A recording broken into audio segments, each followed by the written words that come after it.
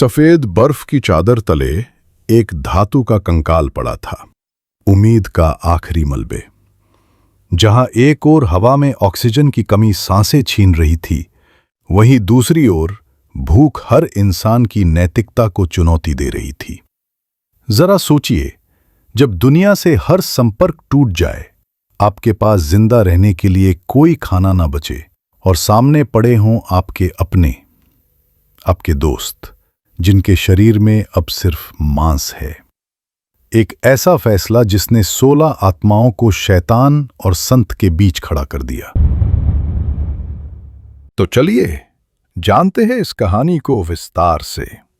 12 अक्टूबर 1972 ये दिन उरुग्वे की रग्बी टीम के लिए किसी सामान्य यात्रा का दिन था। फ्लाइट 571 एक चार्टर्ड विमान हवा में ऊंचाई पकड़ रहा था। प्लेन के अंदर का माहौल किसी उत्सव से कम नहीं था। रग्बी के खिलाड़ी ऊर्जा से भरपूर, उनकी पत्नियां, बच्चे और यार दोस्त, कुल 45 लोग चिली की राजधानी सैंटियागो में होने वाले एक रोमांचक मैच के लिए उड़ान भर रहे थे। हर चेहरे पर उत्साह था, हर बातचीत में भविष्य के सुनहरे सपने थे। नंदो पेराडो, एक युवा खिलाड़ी, अपनी मां और बहन के साथ सफर कर रहा था, जिनके साथ उसका एक गहरा भावनात्मक बंधन था। एंडीज की विशाल पर्वतमालाओं को पार करने के विचार से ही रोमांच पैदा हो रहा था। प्लेन की यात्रा शुरू हुई, लेकिन नियति ने अपने भयानक इरादे साफ करने शुरू कर दिए। एंडीज की चोटियों के करीब मौसम बिगड़ा, विजिबिलिटी कम हुई। पायलट, जो इस रूट से 29 बार गुजर चुका था, अनुभव पर भरोसा कर रहा था, लेकिन उस दिन अनुभव भी धोखा दे गया। मौसम की मार और पायलट की गलत गणना ने उन्हें अंधेरे में धकेल दिया। उन्हें लगा कि उन्होंने पर्वतमाला पार कर ली है, जबकि वे अभी भी उसके हृदय में थे। एटीसी एयर ट्रैफिक कंट्रोल को गलत लोकेशन दी गई और प्लेन को 11,500 फीट पर उतरने की अनुमति मिल गई। ये वो फैसला था जो मौत का परवाना बन गया। दोपहर के 3:02 पर जैसे ही प्लेन ने अपनी ऊंचाई घटाई, घना कोहरा छटा और सामने खड़ी थी मौत। एंडीज की एक बर्फीली चट्टान। पायलट के पास ऊपर खींचने का समय नहीं था। एक भयानक गड़गड़ाहट हुई। प्लेन का पिछला हिस्सा पहाड़ी से टकराकर अलग हुआ, जिसमें कई यात्री सीटों समेत हवा में उड़ गए। ये मौत तुरंत, अनपेक्षित और भयानक थी। दाएं और फिर बाएं पंख के टूटने के साथ ही प्लेन का धड़ 350 किलोमीटर प्रति घंटा की रफ्तार से एक ग्लेशियर पर जोरदार तरीके से टकराया और फिसल गया। जब सब कुछ शांत हुआ, तो बर्फ पर सिर्फ टूटे हुए प्लेन का आधा हिस्सा और मौन चीखें बची थीं। 45 में से 12 लोग तुरंत मारे गए। नंदो पेराडो के सिर पर गंभीर चोट आई और वो कोमा में चला गया।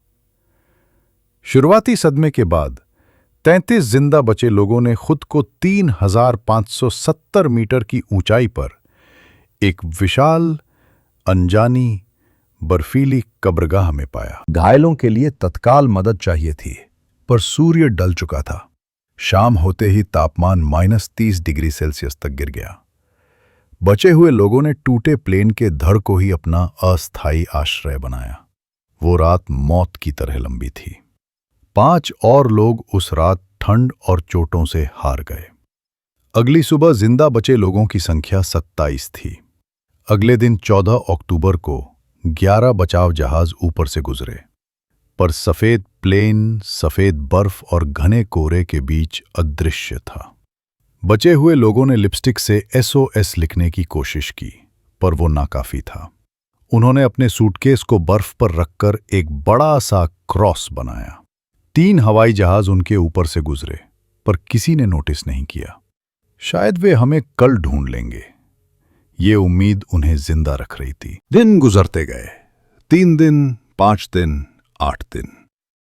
ठंड, भूख, प्यास और सूरज की रोशनी से परावर्तित होकर आती बर्फ की चमक उनकी आंखों को डैमेज कर रही थी। 8वें दिन नंदो पेराडो कोमा से जागा। उसे पता चला कि उसकी मां क्रैश में मर चुकी हैं और बहन गंभीर रूप से घायल है। फिर आई वो खबर जिसने उनकी बची खुची उम्मीदों को भी तोड़ दिया। क्रैश के 8 दिन बाद उन्हें प्लेन के मलबे में मिले रेडियो से पता चला, फ्लाइट 571 का सर्च ऑपरेशन बंद कर दिया गया है। ये सुनना कि दुनिया ने उन्हें मृत मान लिया है, उनके लिए दूसरी मौत थी। अब उन्हें पता था कि मदद नहीं आएगी, यहां मौत निश्चित थी। खाने का सारा सामान खत्म हो चुका था। बिस्किट्स, शराब की बोतलें और चॉकलेट के छोटे टुकड़े भी बंट चुके थे। जिंदा रहने के लिए उन्हें एक ऐसा फैसला लेना था जिसे मानव इतिहास की सबसे बड़ी क्रूरता भी कहा जा सकता है, नरभक्षण। रॉबर्टो कनेसा, जो मेडिकल छात्र था, ने तर्क दिया कि शरीर में प्रोटीन और ऊर्जा की जरूरत है, पर यह आसान नहीं था। वे अपने दोस्तों, टीम के साथियों और परिवार के सदस्यों का मांस कैसे खा सकते थे? ये आत्मा को दहला देने वाला संघर्ष था। धार्मिक और नैतिक बहसें हुईं। अंततः सामूहिक रूप से ये अमानवीय लेकिन जीवन रक्षक फैसला लिया गया। उनकी नैतिकता बर्फ के पहाड़ों में दब गई और उनकी जीवित रहने की इच्छा जीत गई। इस संघर्ष के बीच क्रैश के 16 दिन बाद 19 अक्टूबर प्रकृति ने एक और क्रूर प्रहार किया। रात को जब वे सो रहे थे, एक जोरदार हिमस्खलन आया। प्लेन का मलबे बर्फ के नीचे दब गया और प्लेन के अंदर भी बर्फ घुस गई। ऑक्सीजन की कमी से दम घुटने लगा। 8 और लोग मारे गए। अब केवल 19 लोग बचे थे जो बर्फ के नीचे दबे हुए थे। 3 दिन बाद उन्होंने किसी तरह बर्फ खोदकर खुद को बाहर निकाला। इस घटना के बाद सबको यकीन हो गया कि यहां इंतजार करना मौत को दावत देना है। नेंदो पैराडो, रॉबर्टो कनेसा और एक अन्य साथी ने मदद ढूंढने के लिए निकलने का फैसला किया। उन्होंने टूटी हुई सीट कवर से खुद के लिए जूते बनाए, धागों से सिलकर एक स्लीपिंग बैग तैयार किया और अपने साथ सिर्फ 3 दिन का मांस, सर्वाइवल फूड लिया। क्रैश के 33 दिनों बाद 15 नवंबर वे निकल पड़े। उन्हें बस सामने की चोटी पार करनी थी। उन्हें लगा कि उसके पीछे चिली है। वे बिना किसी गियर के बर्फीले पहाड़ पर चढ़ते गए। चौथे दिन की सुबह वे चोटी पर पहुंचे और वहां का नजारा देखकर उनके पैरों तले जमीन खिसक गई। क्षितिज तक फैले अनगिनत पहाड़ उनका मजाक उड़ा रहे थे।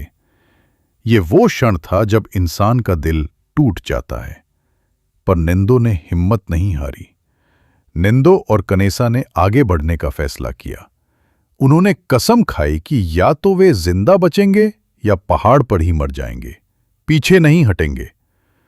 उन्होंने लगातार 9 दिनों तक हाइकिंग की, 61 किलोमीटर का सफर तय किया। 20 दिसंबर को नदी के किनारे पर नंदो और कनेसा को 3 लोग दिखाई दिए।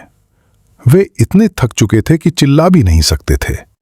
उन्होंने उनसे मदद की गुहार लगाई, पर नदी का बहाव तेज था। उस रात वे निराश होकर सोए। अगले ही दिन एक विलेजर घोड़े पर वापस आया। उसने पत्थर में कागज और पेन लपेटकर नदी के पार फेंका। नंदो ने उस पर अपनी दिल दहला देने वाली कहानी लिखी।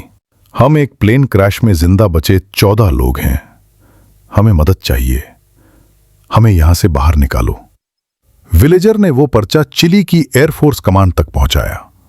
22 दिसंबर 1972। क्रैश के पूरे 70 दिनों के बाद बचाव हेलीकॉप्टर क्रैश साइट पर पहुंचे।